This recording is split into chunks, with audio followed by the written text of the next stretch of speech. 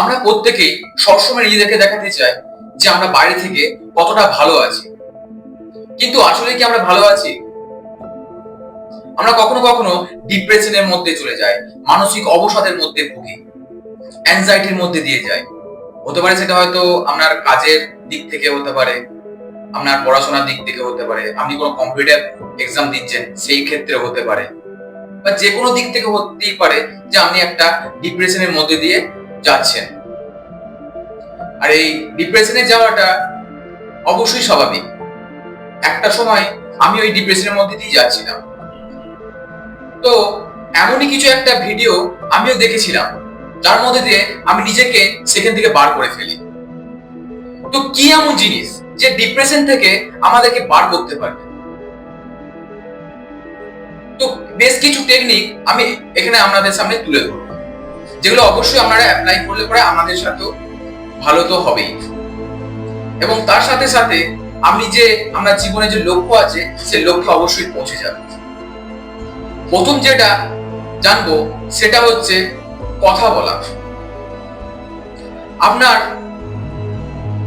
যে প্রিয় ব্যক্তি তার সাথে কথা বলুন, বা আপনার যে শুভাকাঙ্ক্ষী, যে আপনার ভালো চায় এমন কোন ব্যক্তির সাথে কথা বলুন।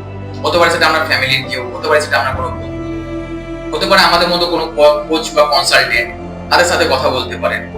এখান থেকে অবশ্যই আপনি বেরিয়ে আসতে পারেন। দ্বিতীয় হচ্ছে মেডিটেশন করুন। মেডিটেশন করলে পরে আপনার ভেতরে যে নেগেটিভ যে প্যাটার্ন গুলো আছে সেগুলো অবশ্যই চেঞ্জ হয়ে যাবে। মেডিটেশন করতে গেলে প্রথম আমাদের কি করতে হবে? নাক দিয়ে নিঃশ্বাস নিতে হবে, একটা গভীরভাবে নাক দিয়ে নিঃশ্বাস নিতে, মুখ দিয়ে ছেড়ে দিন।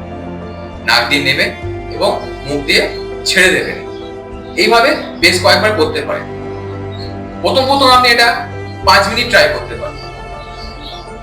ইউটিউবে ধরো বেশ কয়েকটা ভিডিও আছে, সেখান থেকে আমি মেডিটেশন অবশ্যই শিখে নিতে পারবেন। প্রথম করতে গেলে অবশ্যই অসুবিধা হবে, কিন্তু সেই সব নিয়ে অত জানতে যাবেন না যে কেন এরকম হচ্ছে।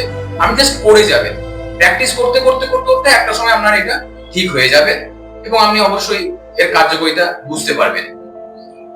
তৃতীয় যেটা জানবো সেটা হচ্ছে যে এই ডিপ্রেশন থেকে, এই ডিপ্রেশন সবার মধ্যেই আসে, মানে একটা মানুষের ডিপ্রেশন আসাটা খুবই স্বাভাবিক, কিন্তু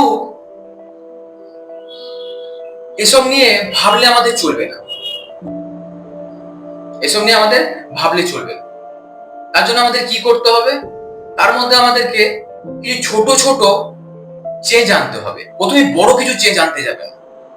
আমরা বড় কিছু চেঞ্জ আনতে চলে যাই যে আমি এই করে দেবো, আমি সেই করে দেবো, কিন্তু না, প্রথমে বড় কিছু করতে যাবেন না, ছোট ছোট কিছু করুন। ছোট ছোট কিছু চেঞ্জ আনুন।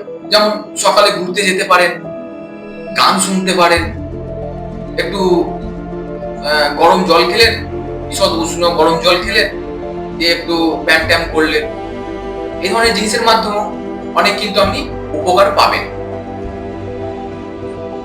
Thank you so much for watching this video. নিচে কমেন্ট করতে অবশ্যই ভুলবেন না যদি আপনি এই ফেজের মধ্যে দিয়ে যান।